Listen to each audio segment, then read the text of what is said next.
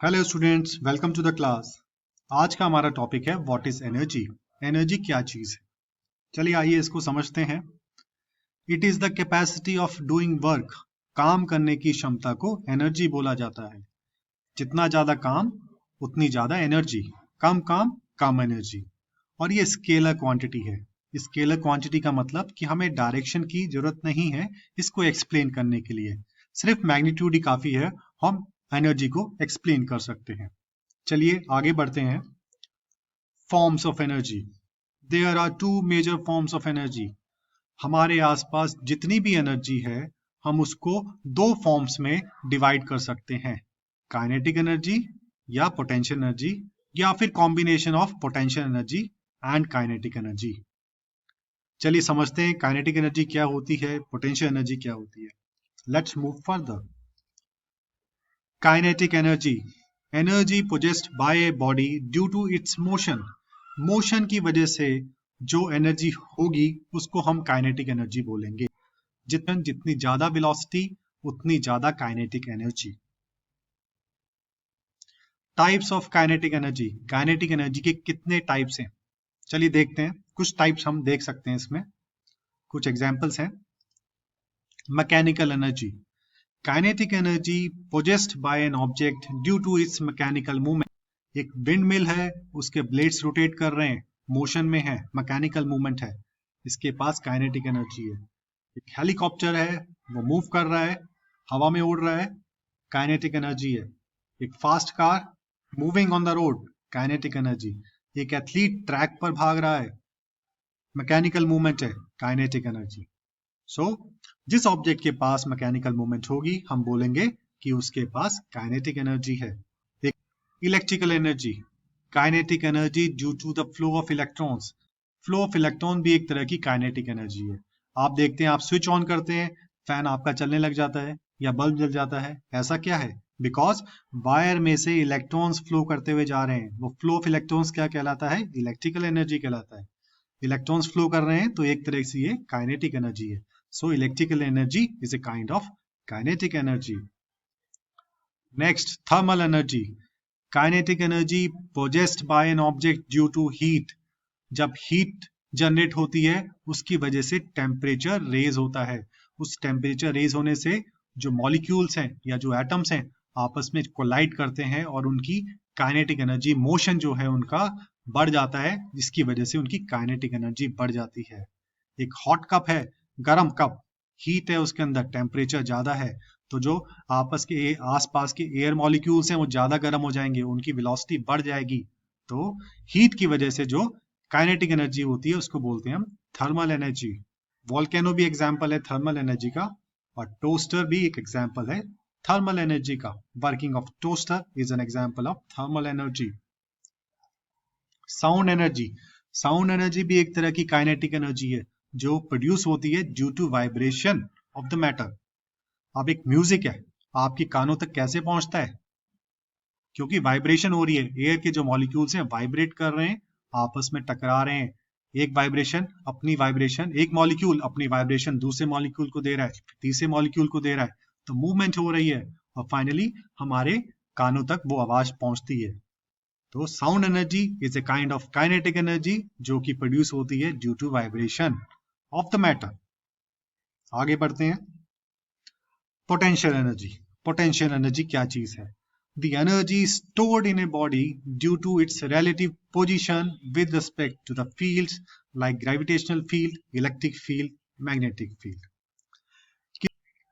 किसी बॉडी में कितनी एनर्जी स्टोर्ड है उसकी relative position with respect to another object, उस पे डिपेंड करता है।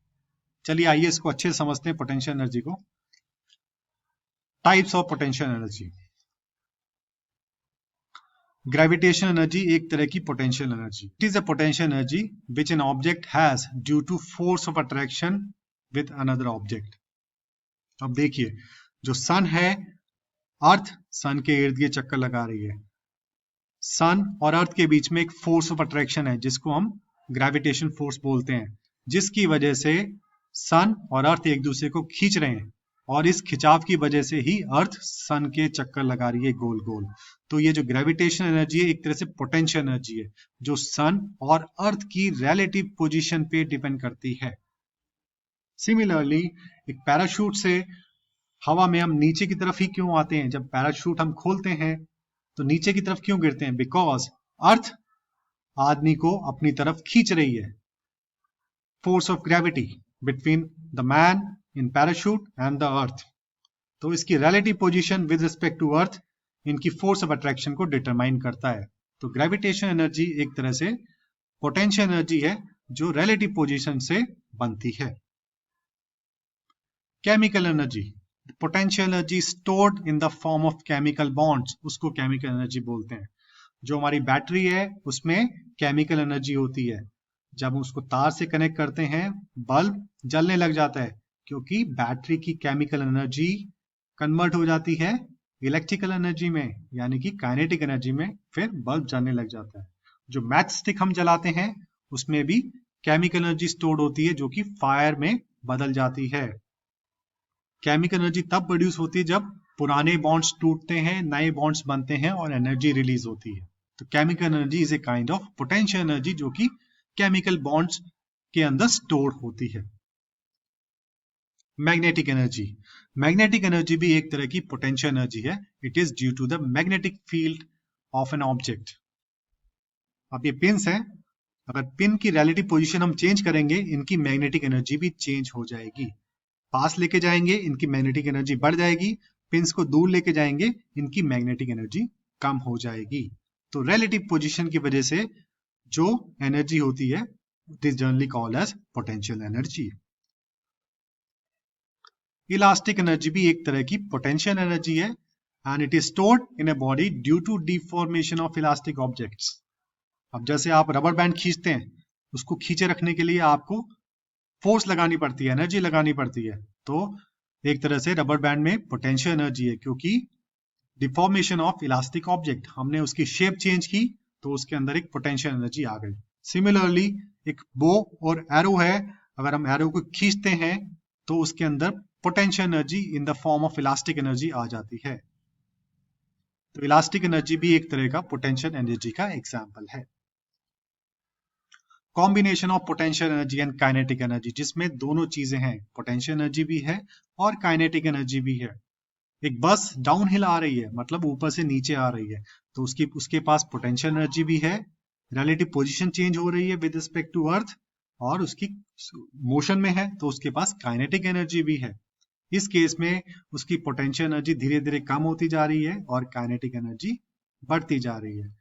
अब ये लड़की स्केटिंग करती हुई ऊपर की तरफ जा रही है तो इसकी पोटेंशियल एनर्जी बढ़ती जा रही है। सिमिलरली एक हेलीकॉप्टर है, it has both potential energy and kinetic energy.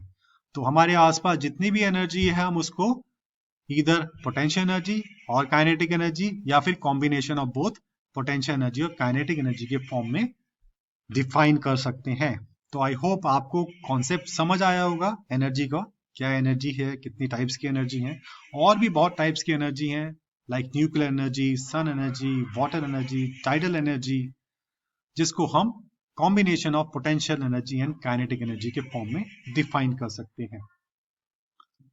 Units of energy, energy के जो ऐसा यूनिट है वो जूल है। जब हम 1 न्यूटन की फोर्स लगाएंगे और उसकी वजह से 1 मीटर की डिस्प्लेसमेंट होती है तो वो किसके बराबर होगा? 1 जूल के बराबर होगा। इसकी अदर यूनिट्स हैं kilowatt hour, 1 kilowatt hour is equal to 3.6 into 10⁶ joules. और दूसरी इसकी यूनिट है calorie, 1 calorie is equal to 4.2 joules. जो किलोवाट आवर है वो कमर्शियल यूनिट है। हमारी जो जनरली इलेक्ट्रिसिटी का जो बिल आता है वो किस पे आता है? आपने कितनी यूनिट्स कंज्यूम किए, यानी कि कितने kilowatt hour of energy you have consumed.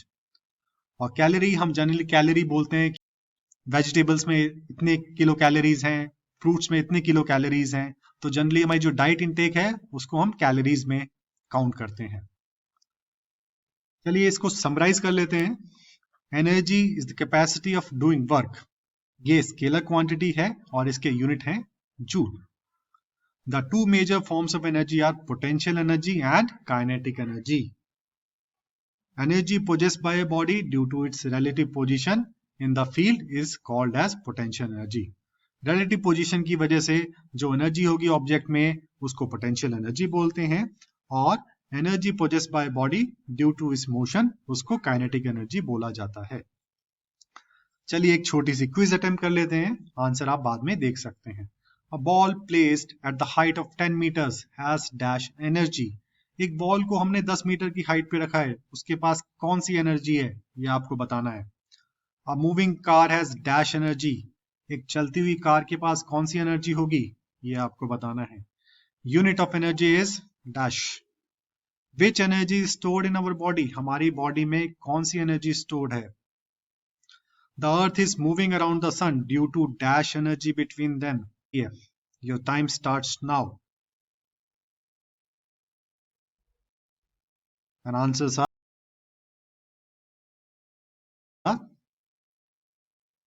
I hope आपको ये वीडियो पसंद आया होगा. अगर आप चाहते हैं मैं आपके लिए और इंटरेस्टिंग वीडियो लेके आऊं तो काइंडली सब्सक्राइब करें हमारे चैनल को. Till then goodbye, thank you and have a nice